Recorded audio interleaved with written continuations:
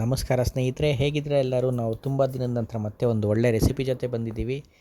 Egg ತವಾ fry ಯಾವ ಥರ ಮಾಡೋದು ಅಂತ ನೋಡ್ಕೊಂಬರೋಣ ಬನ್ನಿ. ವಿಡಿಯೋ ತುಂಬ ಚೆನ್ನಾಗಿರುತ್ತೆ, ರೆಸಿಪಿ ಭಾಳ ಟೇಸ್ಟಿಯಾಗಿರುತ್ತೆ. ವಿಡಿಯೋನ ಕೊನೆ ತನಕ ನೋಡಿ ಮಿಸ್ ಮಾಡ್ದಲೆ.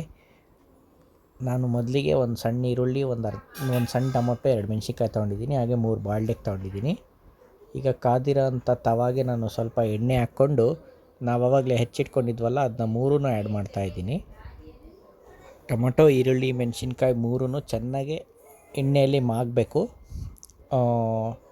ಇದು ಎಷ್ಟು ನೀವು ಕ್ಲೀನಾಗೆ ತವಾದಲ್ಲಿ ಈ ಥರ ಬೇಯಿಸ್ತಿರೋ ಆವಾಗ ನಿಮಗೆ ಈರುಳ್ಳಿ ಹಸಿ ಅನಿಸಲ್ಲ, ತುಂಬ ಚೆನ್ನಾಗಿರುತ್ತೆ. ನೋಡಿರಿ, ಈಗ 5 ನಿಮಿಷ ಆಗಿದೆ.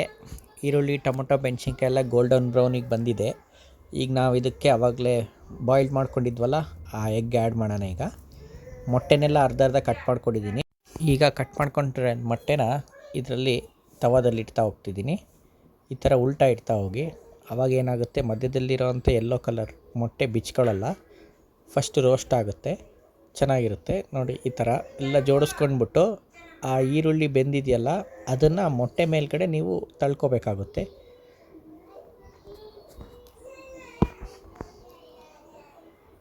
ಈ ಥರ ನಿಮಗೆ ವಿಡಿಯೋ ಸ್ವಲ್ಪ ಡಿಸ್ಟರ್ಬೆನ್ಸ್ ಇದ್ದರೆ ಇದು ಮಾಡಿ, ಏಕೆಂದರೆ ಒಂದು ಕೈಯಲ್ಲಿ ಫೋನ್ ಇದೆ.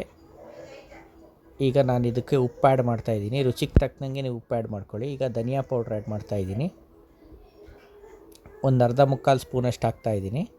ಈಗ ಬ್ಲ್ಯಾಕ್ ಪೆಪ್ಪರ್ ಪೌಡರ್, ಮೆಣಸಿನ ಪುಡಿ, ಇದನ್ನು ಸಮೇತ ಆ್ಯಡ್ ಮಾಡ್ತಾಯಿದ್ದೀನಿ. ಇದಕ್ಕೆ ಒಂದು ಕಾಲು ಸ್ಪೂನಷ್ಟು ಖಾರದ ಪುಡಿ ಆ್ಯಡ್ ಮಾಡ್ತಾಯಿದ್ದೀನಿ, ಏಕೆಂದರೆ ಮೆಣಸಿನ್ಕಾಯಿ ಆ್ಯಡ್ ಮಾಡಿದ್ವಲ್ಲ, ಖಾರ ಜಾಸ್ತಿ ಆಗಿಬಿಡುತ್ತೆ. ಇದೆಲ್ಲ ಹಾಕಿದ್ಮೇಲೆ ನೀವು ಒಂದು ಸ್ವಲ್ಪ ಕೊತ್ತಂಬರಿ ಹಾಕ್ಕೊಂಡು ಇದ್ರ ಮೇಲೆ ಒಂದು ಸ್ವಲ್ಪ ಎಣ್ಣೆ ಕೂಡ ಹಾಕ್ಬೋದು. ಇಲ್ಲ ನಮಗೆ ಜಾಸ್ತಿ ಎಣ್ಣೆ ಆಗುತ್ತೆ ಅಂದರೆ ಅದೇ ಥರನೇ ಒಂದು 5 ನಿಮಿಷ ಬಿಡ್ಬೋದು.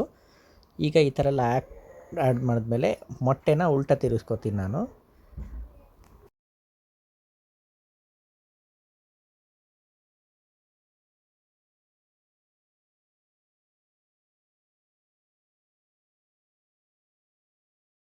ನೋಡಿ, ಎಲ್ಲ ಮೊಟ್ಟೆನ ಈ ಥರ ತಿರುಗಿಸ್ಕೊಂಡು ನಾವು ಮಾಡಿದ್ದಂಥ ಮಸಾಲೆನ ಆ ಮೊಟ್ಟೆ ಮೇಲೆ ಆ್ಯಡ್ ಮಾಡ್ತಾಯಿದ್ದೀನಿ.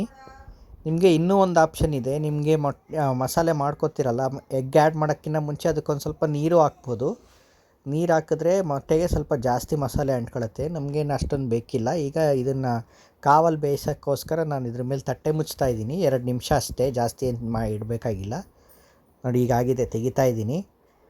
ನಮ್ಮದು ಎಗ್ ತವಾ ಫ್ರೈ ರೆಡಿ ಇದೆ. ತುಂಬ ಒಳ್ಳೆ ರೆಸಿಪಿ, ಭಾಳ ಚೆನ್ನಾಗಿರುತ್ತೆ. ಮನೆಯಲ್ಲಿ ಸಾಮಾನ್ಯವಾಗಿ ಬರೀ ಬಾಯ್ಲ್ಡ್ ಎಗ್ ಬೇಯಿಸ್ಕೊಂಡು ತಿಂತಾ ಇದ್ದರೆ ಅದು ತುಂಬ ಬೋರಿಂಗ್ ಆಗಿರುತ್ತೆ, ಅದರಲ್ಲಿ ಟೇಸ್ಟ್ ಇರಲ್ಲ. ಈ ರೀತಿ ಯಾವಾಗ ಮನೇಲಿ ಟ್ರೈ ಮಾಡಿ, ಚೆನ್ನಾಗಿರುತ್ತೆ ತುಂಬ. ಈ ವಿಡಿಯೋ ನಿಮಗೆ ಇಷ್ಟ ಆಗಿದೆ ದಯವಿಟ್ಟು ನಮ್ಮ ಚಾನಲ್ ಸಬ್ಸ್ಕ್ರೈಬ್ ಮಾಡಿ, ಹಾಗೂ ಬೇರೆಯವ್ರಿಗೆ ನಮ್ಮ ವೀಡಿಯೋಸ್ನ ನೋಡೋಕ್ಕೆ ಹೇಳಿ. Thank you.